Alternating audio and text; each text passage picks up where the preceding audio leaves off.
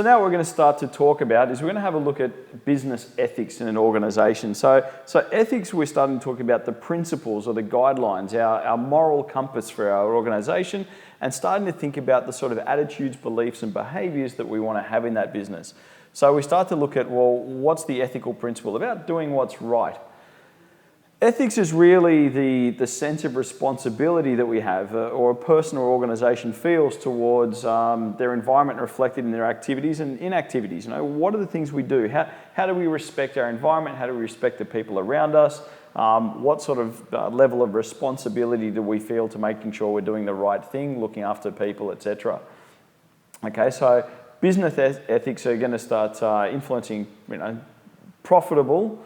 Or the profitability of the business and the success of the business by recognising the value of practicing admirable business ethics. Okay, so by doing the right thing, obviously that's going to lead to value to our company because people, our customers, are going to see that we do the right thing. Things like making sure that we have fair trade organisations around, making sure that we're dealing openly and honestly with people, that we don't engage in organisational dishonesty, and that we try and be as upfront as possible and try and make sure we're giving people the right and correct information.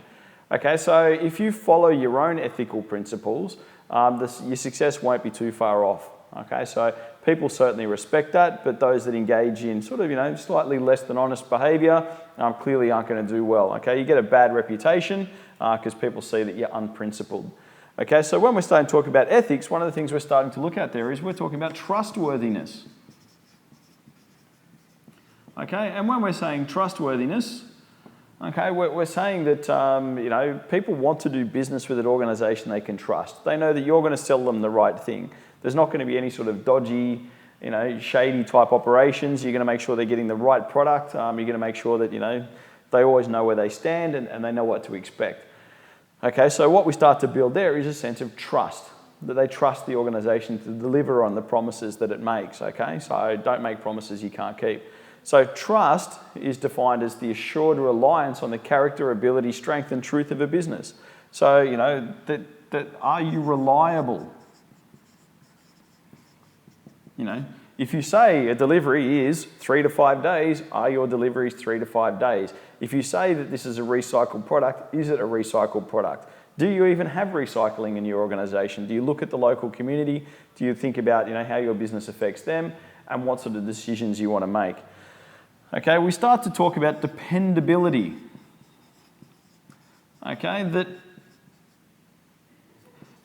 when we start to think about your organisation, we're thinking about that you honour your commitments, that you honour your obligations, that you do what you say you're going to do. On one level, you're building up trust in your promises, and then you're dependable. You always come through and do the things you're supposed to do. Okay, part of that is about clarity. Okay, so that when you design documents, people can depend on you because you haven't put in that very fine small print. You don't make big promises and then have little print down the bottom saying subject to terms and conditions, da-da-da. You're not trying to play any sort of chicanery or any sort of interesting things. You're just out there with exactly what you're doing and making it really clear where you stand. Okay, we're trying to move away from accidental misinterpretation, okay, misinterpretation or misunderstanding of what we're trying to do with our intent, okay? So we're going to be trustworthy. People get an idea that we're reliable. We're dependable. We come through on what we say and we're clear in our communication so that people know exactly what to expect. We don't have any small print. There's nothing written on the back of the form. There's no secret gotchas. It's about being really upfront with what we do. We also want to be community aware.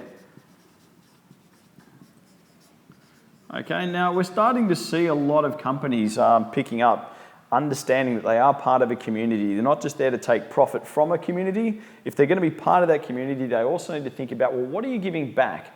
Okay, so how are they being involved in community-related issues? Do they sponsor local sporting teams? Do they help out, on fundraising activities? Okay, how do they contribute back to the area that they're effectively taking wealth from? Because everyone seems to want a slice of pie. Every business plan I've seen says, we're going to target middle to wealthy people, etc. Everyone has these same plans, but it's all very interesting that the plans always talk about who they're going to take from, but very few of the plans I see talk about who they're going to give to. And I think that's a really important point to make, okay? Your attitude can't always be about taking, it has to also look about, well, what are you giving back? And why would I choose to do business with you? How do you help my community that you want to take out of? Okay? So one of the other things is we need to be a little bit open-minded. Okay, so we start to look at, are we an open-minded organisation? So, are we continually improving ourselves and looking at what's happening around us? Are we taking the opportunity to adapt new ideas, to move on to new trends, but also to understand there are new beliefs coming out, all the time. If we start to look at what's happening in the world around us, things are changing, new things are coming up, and we need to be on board with that. We also need to have a sense of respectfulness. Okay, and when we talk about respect, we're not just saying respect for our customers. We need to have the same respect for our staff as well, and for ourselves. Okay, we need to start treating others and ourselves with good respect, regardless of whether we're different, regardless of what other distinctions it might be, either age, titles, whatever.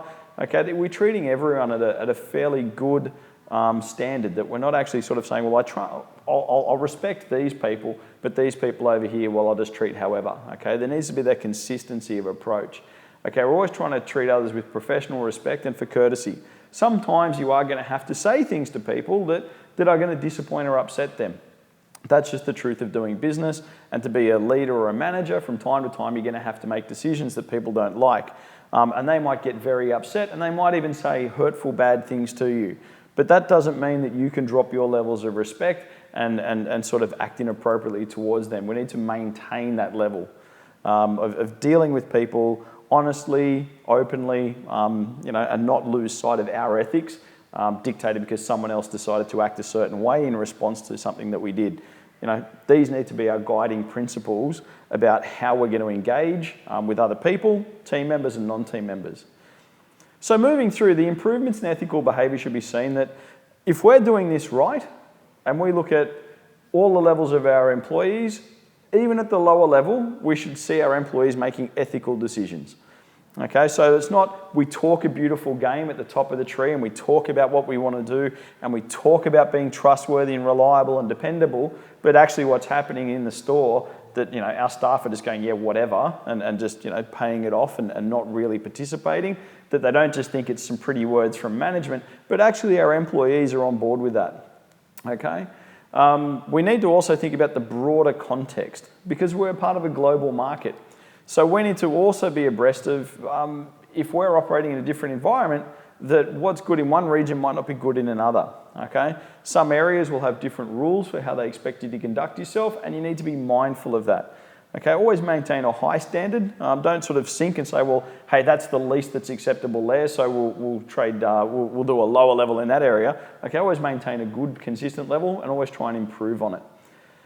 Okay, so we also need to think about outsourcing. Okay, so we also need to think about if we've got someone else doing business on our behalf, we need to make sure that they also understand how we operate.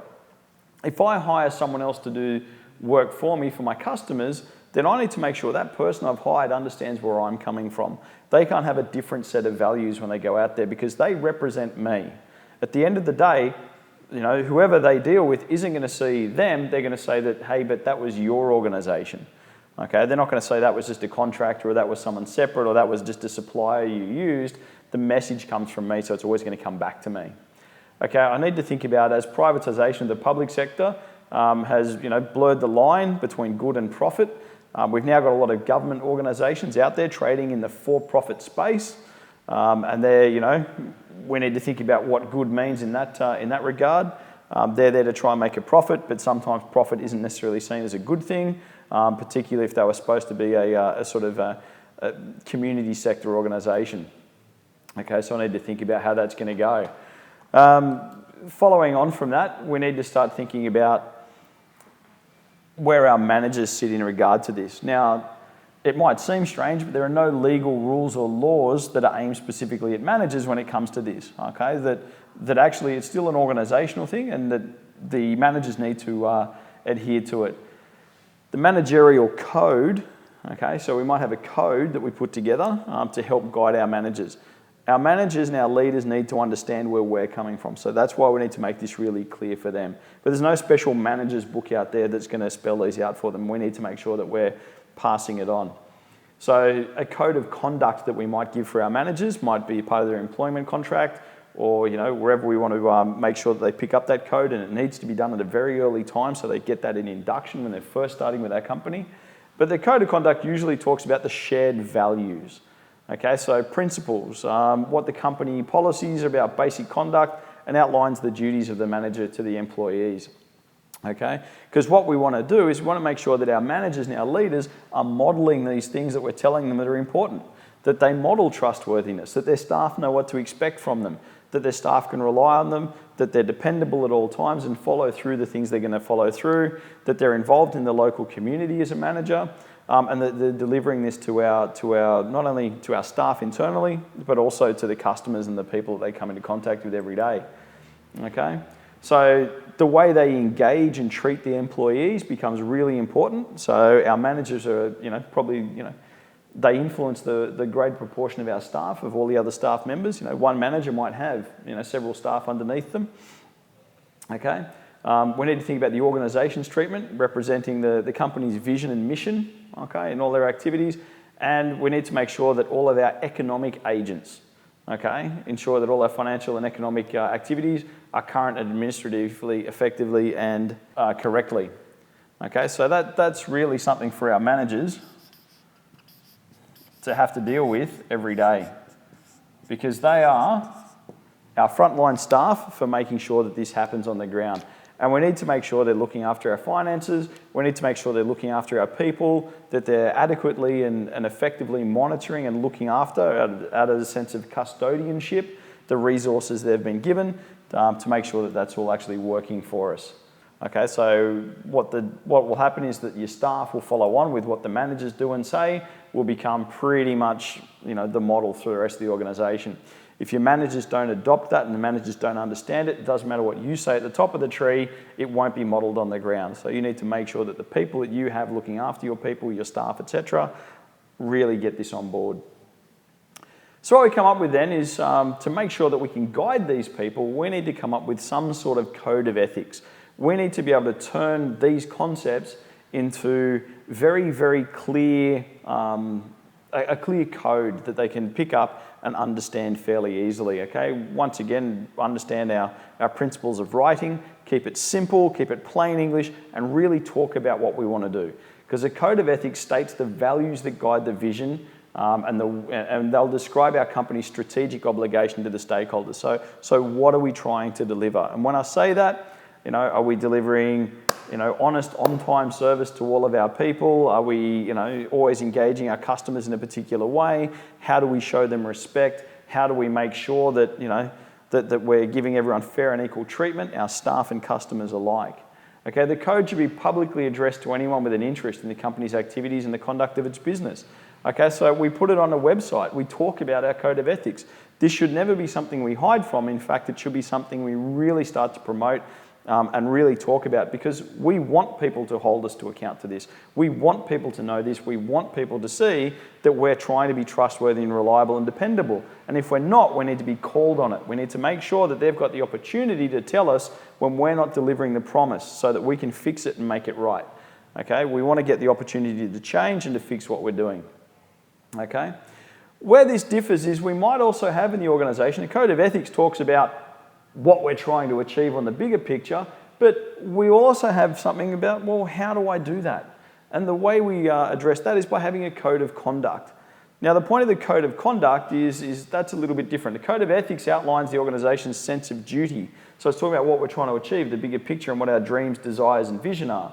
Now, the code of conduct is used to inform personnel of the organisational expectations in regard to them performing their tasks. So the code of conduct says what you will and won't do. It's the how, if you will. So this is really about the why and the what. And when we get down to a code of conduct, we're really starting to talk about how. How is this going to happen? What are we supposed to be doing? How are we supposed to be carrying this out? When, where, and why, etc. So that's a lot of the mechanics of how to make it happen. So that's code of conduct versus code of ethics. All right, so we need to think about that.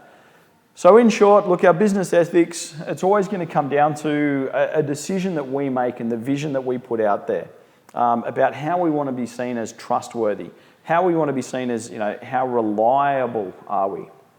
Are we a dependable type of person? Are we making sure that our message is put out there with clarity so that there's no misinterpretation or misunderstanding about what we're trying to achieve?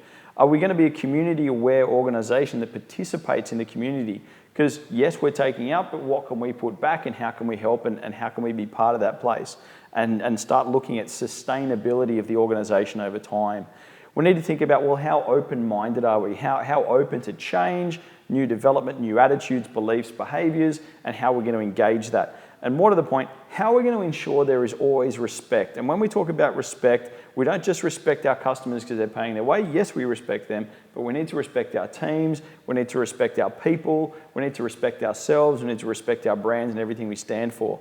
The key to that is to make sure that we've got our managers completely understanding what is happening and that the managers are completely across what we're trying to achieve and what we say we stand for.